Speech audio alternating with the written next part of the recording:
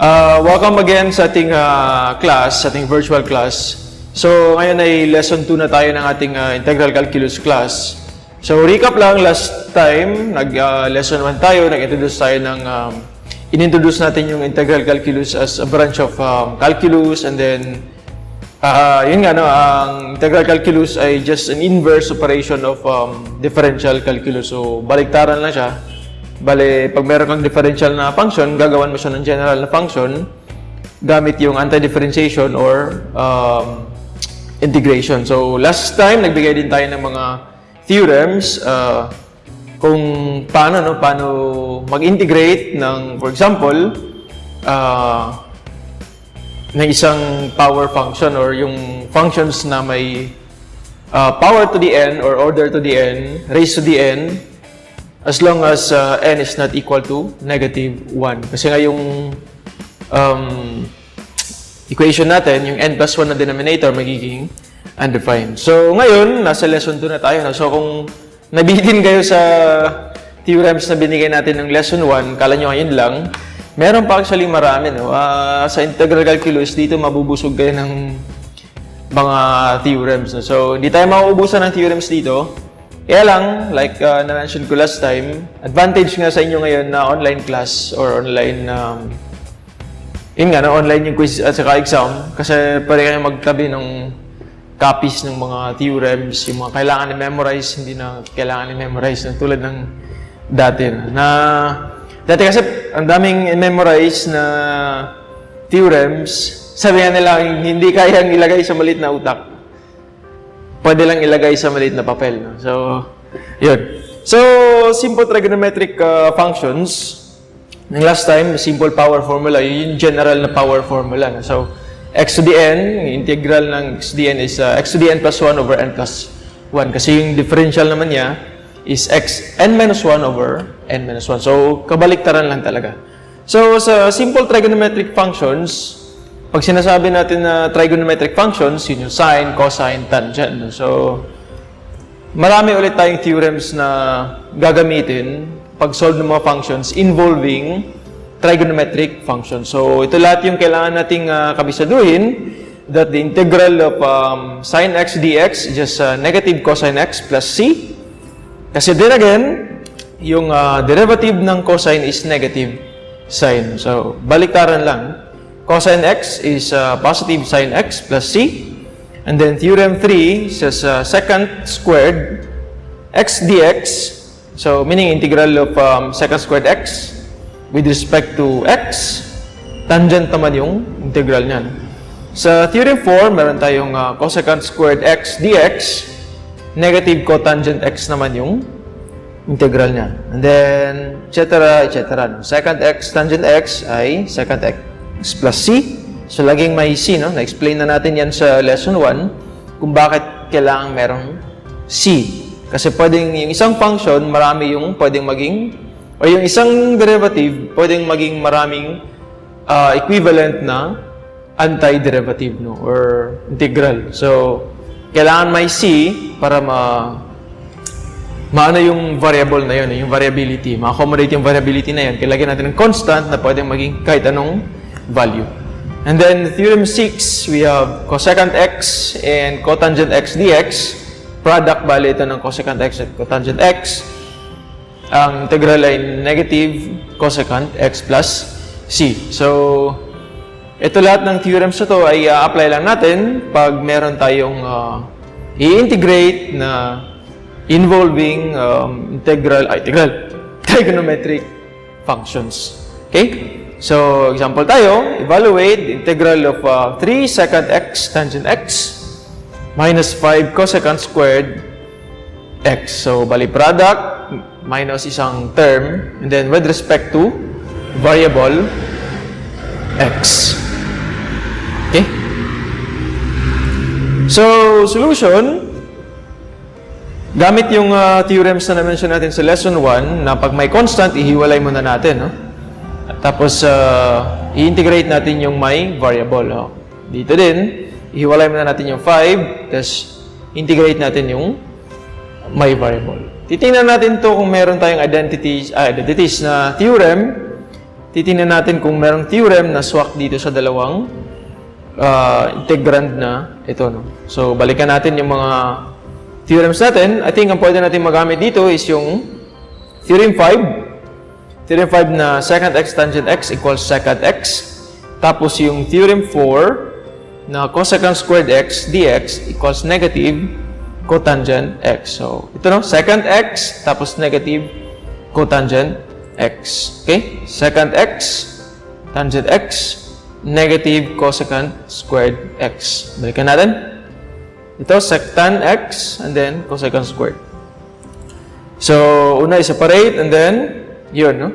Yung integral ng secant x tangent x natin is equivalent to secant x. Tapos yung cosecant squared x naman is negative cotangent x. So, simplify pa natin to. Negative 5 times negative cotangent x magiging secant x, 3 secant x plus 5 cotangent x plus c. So, ito na yung final answer. By the way, ugaliin na natin na mag-box ng final answers. So, alam ko, first year pa lang yata kayo na, no? First year. So, ugaliin na natin mag-box ng final answer kasi hanggang 5th year, yun na talaga yung SOP natin, na ang final answers, kailangan naka-box para meaning nun, yun na talaga yung final answer yun na talaga yung final answer mo.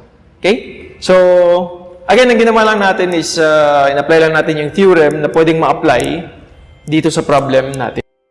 Aside sa theorems natin for trigonometric functions, meron din tayong kailangan kabisaduhin na trigonometric identities. So, I think familiar na yung iba dito. You have tangent x, just the ratio of sine x and cosine x. And then, ang cotangent x naman is kabaliktaran lang ng tangent x. So, magiging cosine x divided by sine x. So, ito naman, sine squared x plus cosine squared x equals 1. And then, ito din, tsaka ito, no? And then, sine x, cosecant x is just 1. Kasi kabaliktaran ng sine x is cosecant x. Ito naman, kabaliktaran ng cosine is secant, kaya magiging 1 lang din, no? And then, kabaliktaran again ng tangent is cotangent, kaya magiging 1. So, kasali ito sa kailangang kabisaduhin natin, no? Kasi, ang secret lang naman sa pag-integrate is kailangan mong masimplify yung function mo into simplest terms na pwede mong ma-apply yung mga theorems and ito, no? Ang mga trigonometric identities na natin. So, but then again, di na kailangan mag-memorize sa ngayon, no? Kasi online quiz, online exam, pwede na kayong magtabi ng copies niya ng mga formula na ito, no? Para meron kayong reference during quiz or exam. So, i-apply natin ulit yung theorems or yung trigonometric identities kung pwede, no? Kung pwede natin silang ma-apply. So, again, example natin, example number 2, we have itong function na ito, tapos i-integrate natin with respect to the variable x. So, we have 2 cotangent x minus 3 sine x squared divided by sine x. So, first is, para po mas madali ang pag-integrate natin is kailangan nating i-simplify again yung function natin into simpler terms. So, ang gagawin natin dito, i-apply natin yung theorem na pag may constant, ihiwalay. Tapos, pwede nating gawing dalawang terms ito, no? Cotangent x divided by sine x. Ito namang second term is 3 sine squared x divided by sine x. Okay? So, ito yun, no? Ihiwalay natin yung 2. Tapos, itong first term divided by sine x. Ito yung denominator, no? Common denominator nila. And then, you have 3. Lilabas din natin yung constant. Tapos, ito naman yung pangalawa. So, simplify pa natin, yung 1 sin x magiging yung identity natin kanina na kabaliktaran ng sin is cosecant.